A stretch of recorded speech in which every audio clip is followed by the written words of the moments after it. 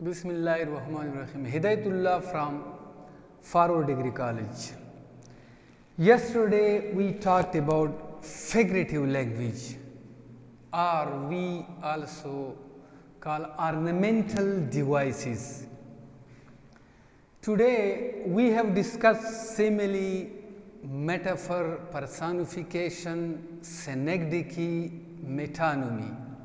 In this lecture, we will talk about pun and oxymoron.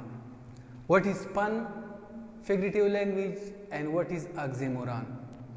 Pun is play upon words, means when we use word in such a place, in such a way that it is capable of giving more than one sense or meaning. For example, we say an ambassador is an honest man who lies abroad for the good of his country. The word lies is used in this example and it gives more than one meaning. Lies abroad, पड़ा रहना, और lies abroad, झूठ बोलना. तो यहाँ पर हम इस्तेमाल कर सकते हैं is the word lies को more than one sense, because this is used in this pun phenomena, in this pun film. Second one is a figurative language is oxymoron. Oxymoron, when we put together two contradictory qualities of the same thing, we are using oxymoron. Basically, this one is used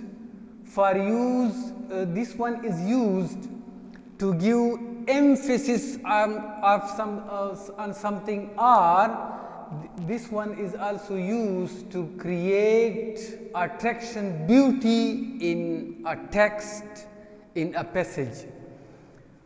Like Wordsworth say, a child is the father of man. Now, the father and child are two contradictory qualities of the same thing.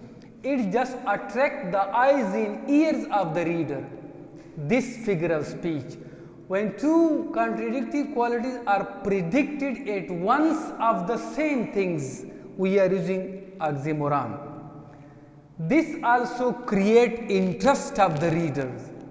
Example of oxymoron are open, secret. When something is open, it is never secret, and when something is secret, it is never open. But we put these two qualities together because we are using oxymoron. Second one is we say organized chaos. Chaos is called, in Urdu we say afratafri, and organized is organization, but we put these two contradictory words together to give emphasis or beauty to the passage. Third example of oxymoron is his honor rooted in dishonor stood, and faith unfaithful kept him falsely true. Now here is the word honor is used contradicted with dishonor, and here falsely is used with contradiction to true. These words are falsely and true, and honor and dishonor used in oxymoron. They attract just eyes and ears of the reader. They produce interest in a passage. In next chapter, these all things are in page number 242 of second year English book. We will discuss next page in later